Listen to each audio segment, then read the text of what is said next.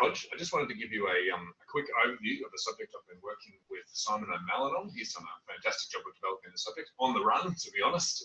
He's actually doing it as he's teaching it, which is a big challenge. So I'm just going to flick across. I'm going to share the screen. Let me show you what he's been working. So you'll see here, so basically his subject is primary art and cultural engagement. It's almost fully online. So yes, they have a 6-hour workshop or something fairly early in the semester, but the vast majority of the work is done online. So it's really kind of process driven, which is why I wanted to use it as an example. Basically, everything in this site is an instruction of what he wants you to do. So week 1, connecting learning in museums and galleries, use this really nice kind of banner heading. Now, he's obviously used an image that relates to the content, doesn't have to, but what you'll find is that when you go through the weeks, that this is consistent. So the consistency adds something to the subject. So when you have a look here, it's very much instructions focused. So, you know, you visited cultural institutions in many ways throughout your life. So he's drawing on where students are at the moment. We're taking a learning journey to unpack how these things can be useful for education purposes. So this is the conversation of an LMS site. Often we forget that our students are not necessarily, you know, kind of wanting a to-do list, but we need to draw them through a conversation. He provides a video. The really nice thing about Simon's videos is he's really casual. He's just being himself, which is fantastic. And I really encourage you to do that. Some people really struggle with that, but it's good just to relax. This is a conversation between you and another person. He's using the education framework, which is this idea of orientate, participate, dig deeper, apply, and reflect. Now, while you may not use exactly the same terms, what it does is it provides enough flexibility for the academic to create the kinds of activities that it does, but it also gets them to, provides a structure for the students. So orientate is about getting the student to think about where they are. So, you know, where they sit, about what they already know. Participate is actually getting them to do stuff. So in this instance, he's actually getting students to go out to the gallery and to do something, which I think is fantastic. I think we could certainly do a lot more of this kind of thing, go out and collect X, Y, and Z and then bring it back. There's a journal that they're doing where they can see one another's journal posts and things like that.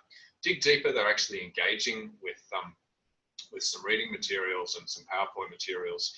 So we're not just getting them to do something that's fairly simple, we're getting them interested at the top level, then we're kind of drawing them through, getting them to kind of dig deeper. Apply, we really want them to take this knowledge and apply it into a particular activity and then reflect.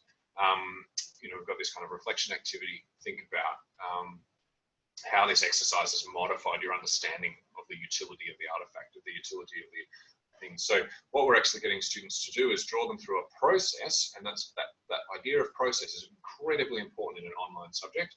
A process that will lead them to a place where they want to apply these principles again. So by reflecting, we're actually saying, okay, have you learned something? What is it? We're getting them to acknowledge that they've learned something, so that hopefully they'll you know, actually use these skills in the future. This section down here, students can't necessarily see it, or they can't see it.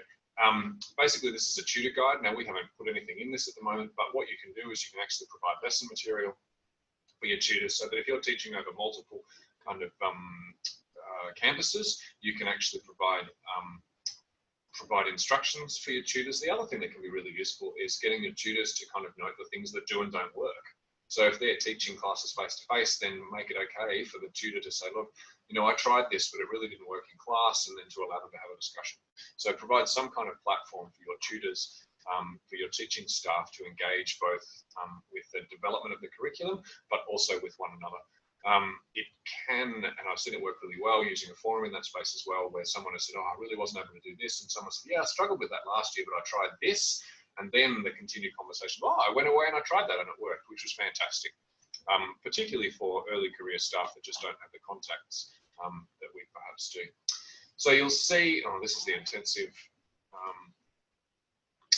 And yeah, so basically they're following the same format, some really nice videos of him kind of talking through ideas, really drawing students through a process. So in short, it's incredibly process driven, it's visually attractive, it doesn't have to be complicated. but it draws the students through so that hopefully they get to end of this and they go, wow, those processes that I was drawn through were really useful and have increased my ability to teach art to primary school kids. And at the end of the day, unless our subjects change the way that students engage in the workplace, then we may as well not teach them anything at all. That might just be at the level of knowledge or critical thinking, but somehow they need to have an application outside of this academic environment. Hope that's helpful. Thanks.